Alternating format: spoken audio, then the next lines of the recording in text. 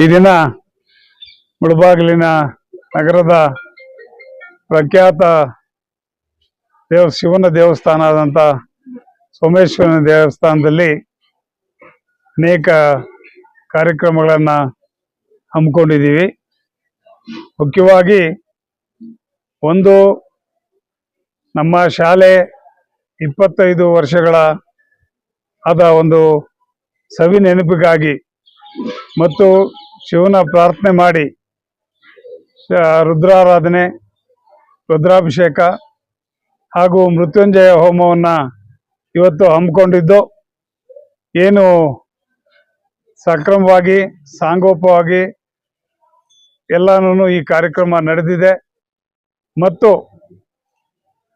ನಮ್ಮ ಶಾಲೆಯ ಪರವಾಗಿ ಈ ಕಾರ್ಯಕ್ರಮವನ್ನು ಆಯೋಜಿಸಿಕೊಂಡಿದ್ವಿ. ಅದೇ ರೀತಿ ಇವತ್ತು ನಮ್ಮ ನೇತಾರರಾದಂಥ ಶ್ರೀಮಾನ್ HD ದೇವೇಗೌಡರ ಅವರ ಹುಟ್ಟುಹಬ್ಬದ ಪ್ರಯುಕ್ತವಾಗಿ ಅದು ಕೂಡ ಸೇರಿಸಿ ಇವತ್ತು ನಾವು ಈ ಪೂಜೆಯನ್ನು ಹಮ್ಮಿಕೊಂಡಿದ್ದೀವಿ. ಪೂಜೆಗೆ ಎಲ್ಲ ಭಕ್ತಾದಿಗಳು ಕೂಡ ಆಗಮಿಸಿ ಈ ಪೂಜೆ ಮತ್ತು ಹೋಮವನ್ನು ಯಶಸ್ವಿ ಮಾಡಿರ್ತಾರೆ. ಏನು ಇವತ್ತು ಮಾಡಿರ್ತಕ್ಕಂಥ ಒಂದು ಪೂಜೆ ಮತ್ತು ಹೋಮದಿಂದ ಎಲ್ಲ ಮುಳಬಾಗಿಲು ತಾಲೂಕಿನ ಜನ ಮತ್ತು ಎಲ್ಲ ನಮ್ಮ ದೇಶದ ಪ್ರಪಂಚದ ಎಲ್ಲ ಜನರು ಕೂಡ ಸುಖ ಶಾಂತಿ ನೆಲೆಸಲಿ ಅಂತ ಹೇಳ್ತಾ, ನಮ್ಮ ಮುಂದಿನ ದಿನಗಳಲ್ಲಿ ಮಳೆ ಬೆಳೆ ಎಲ್ಲ ಕೂಡ ಚೆನ್ನಾಗಾಗಲಿ ಅಂತೇಳಿ ನಾನು ಈ ಸಂದರ್ಭದಲ್ಲಿ ದೇವರನ್ನ ಕೇಳ್ಕೊಳ್ತೇನೆ.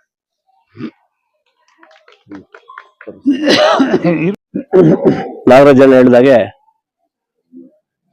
ಇವತ್ತು ಪುರಾಣ ಪ್ರಸಿದ್ಧ ದೇವಸ್ಥಾನವಾಗಿರ್ತಕ್ಕಂಥ ಸೋಮೇಶ್ವರ ದೇವಸ್ಥಾನದಲ್ಲಿ ಏನು ಅಮರಜ್ಯೋತಿ ವಿದ್ಯಾಸಂಸ್ಥೆ ತನ್ನ 25 ವರ್ಷಗಳ ಇದನ್ನು ಮುಗಿಸಿ ಆ ವಿದ್ಯಾಕ್ಷೇತ್ರದಲ್ಲಿ ತಮ್ಮ ಸೇವೆಯನ್ನ 25 ವರ್ಷ ಮುಗಿಸಿ ಅದರ ಒಂದು ಹಿನ್ನೆಲೆಯಲ್ಲಿ ಇವತ್ತು ಒಂದು ದೇವರ ಸನ್ನಿಧಿಯಲ್ಲಿ ಈಗ ರುದ್ರಾಭಿಷೇಕ, ಮೃತ್ಯುಂಜಯ ಹೋಮ ಎಲ್ಲವನ್ನು ಕೂಡ ಹಮ್ಮಿಕೊಂಡು ಅನೇಕ ಭಕ್ತಾದಿಗಳನ್ನು ಈ ಒಂದು ಕಾರ್ಯಕ್ರಮಕ್ಕೆ ಆಹ್ವಾನಿಸಿದ್ರು. ಎಲ್ಲ ಭಕ್ತಾದಿಗಳು ಬಂದು ಏನಿವತ್ತು ಅವರು ನಡೆಸ್ಕೊಟ್ಟಂತ ಒಂದು ರುದ್ರಾಭಿಷೇಕ ಈ ಒಂದು ಕಾರ್ಯಕ್ರಮದಲ್ಲಿ ಆ ದೇವರ ಸನ್ನಿಧಿಯಲ್ಲಿ ಕೂತು ದೇವರನ್ನು ಆರಾಧಿಸುವಂತ ಒಂದು ಭಾಗ್ಯ ನಮ್ಮೆಲ್ಲರಿಗೂ ಸಿಕ್ಕಿದೆ. ಆ ಒಂದು ಭಾಗ್ಯವನ್ನು ಕಲ್ಪಿಸ್ಕೊಟ್ಟಂತ ನಮ್ಮ ನಾಗರಾಜಣ್ಣ ಮತ್ತು ಅವರ ಸಂಸ್ಥೆಗೆ ನಮ್ಮ ಎಲ್ಲ ಭಕ್ತವೃಂದದ ಪರವಾಗಿ ನಾನು ಮೊಟ್ಟ ಮೊದಲನೇದಾಗಿ ಧನ್ಯವಾದಗಳನ್ನು ಹೇಳ್ತೇನೆ. ವಿಶೇಷವಾಗಿ ಇವತ್ತು ಈ ದೇಶ ಕಂಡ ಒಬ್ಬ ಧೀಮಂತ ನಾಯಕರು 96ನೇ ವಯಸ್ಸಿನಲ್ಲೂ ಕೂಡ ರೈತರಿಗಾಗಿ ತಮ್ಮ ಹೋರಾಟವನ್ನು ಮಾಡಿ ಮುಖ್ಯಮಂತ್ರಿಯಾಗಿ ಇವಾಗ 94ನೇ ವರ್ಷಕ್ಕೆ ಇವತ್ತೇನು ಕಾಲಿಡ್ತಾ ಇದ್ದಾರೆ, ಮುಖ್ಯಮಂತ್ರಿಗಳಾಗಿ ಈ ದೇಶದ ಪ್ರಧಾನಿಗಳಾಗಿ ಅಭೂತಪೂರ್ವವಾದಂಥ ಒಂದು ಸೇವೆಯನ್ನ ಈ ರಾಜ್ಯಕ್ಕೆ ಮತ್ತು ಈ ರಾಷ್ಟ್ರಕ್ಕೆ ಕೊಟ್ಟು ಇವತ್ತು ಕೂಡ ರೈತರ ಪರವಾಗಿ ಒಂದು ನೀರಾವರಿ ಹೋರಾಟಗಳಾಗಿರ್ಬೋದು, ರೈತರ ಪರವಾಗಿ ನಿರಂತರ ಹೋರಾಟಗಳನ್ನು ಮಾಡ್ಕೊಂಡು ಬರ್ತಾ ಇರ್ತಕ್ಕಂಥ ನಮ್ಮ ಧೀಮಂತ ನಾಯಕರು ಆಗಿರ್ತಕ್ಕಂಥ ದೇವೇಗೌಡರ ಒಂದು ಹುಟ್ಟುಹಬ್ಬ ಆಗಿರೋದ್ರಿಂದ ಆ ದೇವರ ಸನ್ನಿಧಿಯಲ್ಲಿ ಅವರ ಹೆಸರನ್ನು ಕೂಡ ಅರ್ಚನೆ ಮಾಡಿಸಿ, ಸೊ ಅವರು ಕೂಡ ಆ ಸೋಮೇಶ್ವರ ಸ್ವಾಮಿ ಅಷ್ಟೈಶ್ವರ ಆರೋಗ್ಯ ಕೊಟ್ಟು ಅವ್ರನ್ನ ಸದಾ ಚೆನ್ನಾಗಿಟ್ಟಿರಲಿ ಅಂತ ಕೂಡ ಇಲ್ಲಿ ಬಂದಿರ್ತಕ್ಕಂಥ ಎಲ್ಲ ಭಕ್ತವೃಂದದವರು ಕೂಡ ಸೊ ಅವರ ಪರವಾಗಿ ದೇವರಲ್ಲಿ ಪ್ರಾರ್ಥನೆ ಮಾಡಿರ್ತಕ್ಕಂಥದ್ದು ವಿಶೇಷ. ಸೊ ಈ ನಿಟ್ಟಿನಲ್ಲಿ ಈ ಒಂದು ವಿಶೇಷವಾಗಿ ನನಗೆ ಅನಿಸಿದ್ದು ಈ ಒಂದು ಕಾರ್ಯಕ್ರಮ, ಈಗ ವಿದ್ಯಾಜ್ಯೋತಿ ಅಮರಜ್ಯೋತಿ ವಿದ್ಯಾಸಂಸ್ಥೆ ಒಂದಾದ್ರೆ ಮತ್ತು ಈ ಎಲ್ಲಾ ಭಕ್ತಾದಿಗಳನ್ನು ಕರೆಸಿ ಈ ಒಂದು ಏನು ಹೋಮಗಳನ್ನು ಮಾಡಿಸಿದ್ದಾರೆ ಇದೊಂದು ಲೋಕ ಕಲ್ಯಾಣಕ್ಕಾಗಿ, ಈ ತಾಲೂಕಿನ ಜನತೆ ಸುಭಿಕ್ಷವಾಗಿರ್ಲಿ ಮತ್ತು ಒಳ್ಳೆ ಮಳೆ ಬೆಳೆ ಆಗ್ಲಿ, ಸದಾ ಒಂದು ಹಸನ್ಮುಖರಾಗಿ ಈ ತಾಲೂಕಿನಲ್ಲಿ ಇರ್ಲಿ ಅಂತಕ್ಕಂಥದ್ದನ್ನು ಕೂಡ ಸೊ ಆ ದೇವರಲ್ಲಿ ಪ್ರಾರ್ಥನೆ ಮಾಡಿರ್ತಕ್ಕಂಥದ್ದು ಇವತ್ತಿನ ಒಂದು ವಿಶೇಷ. ಆ ನಿಟ್ಟಿನಲ್ಲಿ ಈ ಒಂದು ಹೋಮ ಏನು ಇವತ್ತು ಮಾಡಿದರೆ ಈ ರಾಜ್ಯದ ಜನತೆಗೆ, ವಿಶೇಷವಾಗಿ ಈ ತಾಲೂಕಿನ ಜನತೆಗೆ ಆ ಭಗವಂತ ಅಷ್ಟೈಶ್ವರ ಆರೋಗ್ಯ ಕೊಟ್ಟು ಸಹ ಚೆನ್ನಾಗಿಟ್ಟಿಲ್ಲಿ ನಮ್ಮ ರೈತಾಪಿ ವರ್ಗರನ್ನ, ಮಹಿಳೆಯರನ್ನ, ವಿದ್ಯಾರ್ಥಿಗಳನ್ನ, ಎಲ್ಲ ಹಿರಿಯರನ್ನ ಚೆನ್ನಾಗಿಟ್ಟಿರ್ಲಿ ಅಂತ ಕೂಡ ದೇವರಲ್ಲಿ ಪ್ರಾರ್ಥನೆ ಮಾಡ್ತಾ ಈ ಒಂದು ಅವಕಾಶ ಕಲ್ಪಿಸಿಕೊಟ್ಟಿದ್ದಕ್ಕಾಗಿ ನಮ್ಮ ನಾಗರಾಜಣ್ಣಗೆ ಮತ್ತು ವಿದ್ಯಾಸಂಸ್ಥೆಗೆ, ಅಮರಜ್ಯೋತಿ ವಿದ್ಯಾಸಂಸ್ಥೆಗೆ ನನ್ನ ವಿಶೇಷವಾದಂತಹ ಧನ್ಯವಾದಗಳನ್ನು ಹೇಳಿ ನನ್ನ ಮಾತನ್ನು ಮುಗಿಸ್ತಾ ಇದ್ದೀನಿ. ಮುಳಬಾಗಿಲು ಪ್ರಸಿದ್ಧ ಸೋಮೇಶ್ವರ ದೇವಸ್ಥಾನ ಆವರಣದಲ್ಲಿ ಹೋಮ ಹವನಗಳನ್ನ ವಿದ್ಯಾಜ್ಯೋತಿ ಅಮರಜ್ಯೋತಿ ಶಾಲೆಯ ಅಧ್ಯಕ್ಷರು ಮತ್ತು ಮುಳಬಾಗಿಲು ತಾಲೂಕಿನ ಕೋಚಿಮಲ್ನ ನಿರ್ದೇಶಕರಾದಂಥ ನಾಗರಾಜಣ್ಣವರು ಹಮ್ಮಿಕೊಂಡಿರ್ತಕ್ಕಂಥದ್ದು ಲೋಕ ಕಲ್ಯಾಣಕ್ಕಾಗಿ ಮತ್ತು ಮುಳಬಾಗಿಲು ತಾಲೂಕಿನ ಎಲ್ಲ ರೈತರಿಗೂ ಹೈನುಗಾರಿಕೆ ಮಾಡ್ತಕ್ಕಂಥ ಎಲ್ಲ ಸಮಗ್ರ ಜನತೆಗೆ ಒಳ್ಳೇದಾಗಲಿ ಅಂತೇಳಿ ಇವತ್ತು ಈ ಕಾರ್ಯಕ್ರಮವನ್ನು ಹಮ್ಮಿಕೊಂಡಿದ್ದಾರೆ.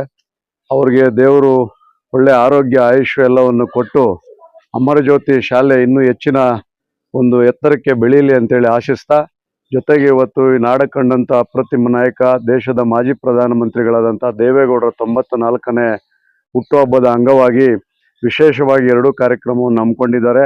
ಇವತ್ತು ದೇವೇಗೌಡರಿಗೆ ಇನ್ನೂ ಹೆಚ್ಚಿನ ಆರೋಗ್ಯ ಆಯುಷು ಒಂದು ಉತ್ಸಾಹವನ್ನ ರಾಜ್ಯದ ಜನತೆ ಅವರೆಲ್ಲರಿಗೂ ಕೂಡ ಆಶೀರ್ವದಿಸಲಿ, ಆ ಭಗವಂತ ಒಳ್ಳೇದು ಮಾಡಲಿ ಅಂತೇಳಿ ಈ ಸಂದರ್ಭದಲ್ಲಿ ಹೇಳ್ತಾ ನನ್ನ 2 ಮಾತು ಮುಗಿಸ್ತೇನೆ. ನಮಸ್ಕಾರ.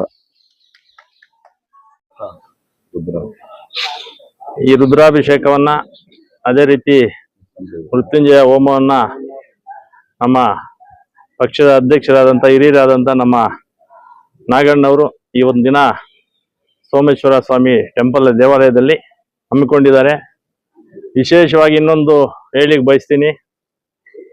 ಈಗಾಗಲೇ ಹೇಳಿದ್ದಾರೆ, ನಮ್ಮ ಮಾಜಿ ಪ್ರಧಾನಮಂತ್ರಿಗಳು ಈ ಒಂದು ರಾಜ್ಯದ ರೈತರ ಕಣ್ಮಣಿ, ರೈತರಿಗೋಸ್ಕರನೇ ಹುಟ್ಟಿರ್ತಕ್ಕಂಥ ಒಬ್ಬ ಧೀಮಂತ ನಾಯಕ ಅಂತಲೂ ಹೇಳ್ಬೋದು.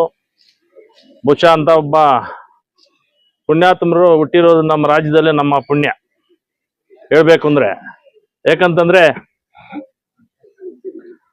ಅವರ ಜೀವನ ಪೂರ್ತಿನೂ ರೈತರಿಗೋಸ್ಕರ, ಬಡವರಿಗೋಸ್ಕರ ಅವರು ದುಡ್ದಿರ್ತಕ್ಕಂಥ ಕೆಲವೊಂದು ಕಾರ್ಯಕ್ರಮಗಳು ನೋಡಿದ್ರೆ ಬಹುಶಃ ಅಂತ ಒಂದು ಕಾರ್ಯಕ್ರಮಗಳನ್ನ ಯಾರೂ ಮಾಡ್ಲಿಕ್ಕೆ ಸಾಧ್ಯ ಇಲ್ಲ.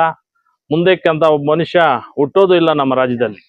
ಯಾಕಂದ್ರೆ ಇವತ್ತಿನ ದಿನ ರೈತರಿಗಾಗಿ ಹುಟ್ಟಿರ್ತಕ್ಕಂಥ ಒಬ್ಬ ಧೀಮಂತ ನಾಯಕ ಅಂತ ಹೇಳ್ಬೋದು. ಬಹುಶಃ ಅವರು ಮಾಡಿರ್ತಕ್ಕಂಥ ಕಾರ್ಯಕ್ರಮಗಳು ಎಷ್ಟು ಅಂತ ಒಂದೊಂದಾಗಿ ಬಿಡಿಸಿ ಹೇಳಿದ್ರು ಸಹ ಒಂದು ವಾರ ಪೂರ್ತಿ ಹೇಳ್ಬೇಕಾಗ್ತದೆ.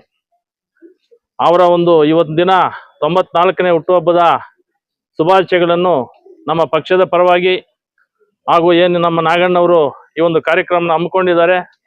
ವಿಶೇಷವಾಗಿ ಅವ್ರಿಗೆ ಆಯುಸ್ಸು ಆರೋಗ್ಯ ತುಂಬಾ ಚೆನ್ನಾಗಿ ಕೊಡ್ಲಿ ಅಂತ ಈ ಸಂದರ್ಭದಲ್ಲಿ ನಾನು ದೇವರಲ್ಲಿ ಪ್ರಾರ್ಥನೆ ಮಾಡ್ತೀನಿ. ಮುಖ್ಯವಾಗಿ ಇನ್ನೊಂದು ಏನು ಅಂತಂದ್ರೆ, ಅವರು ವಿಶೇಷವಾಗಿ ನಮ್ಮ ಈಶ್ವರ ಭಕ್ತರು ಅಂತಲೂ ಸಹ ನಾನು ಈ ಸಂದರ್ಭದಲ್ಲಿ ಹೇಳಿಕ್ ಬಯಸ್ತೀನಿ. ಯಾಕಂದ್ರೆ ದೈವ ಭಕ್ತರವರು. ಯಾಕಂದ್ರೆ ಈ ಒಂದು ರಾಜ್ಯದಲ್ಲಿ ಒಬ್ಬ ಬಡ ಕುಟುಂಬದಲ್ಲಿ ಹುಟ್ಟಿರ್ತಕ್ಕಂಥ ಒಬ್ಬ ಮನುಷ್ಯ ಕೆಂಪುಕೋಟೆಯಲ್ಲಿ ಧ್ವಜ ಹಾರಿಸ್ತಾರೆ ಅಂತಂದ್ರೆ ಬಹುಶಃ ಅಷ್ಟು ಸುಲಭ ಅಲ್ಲ.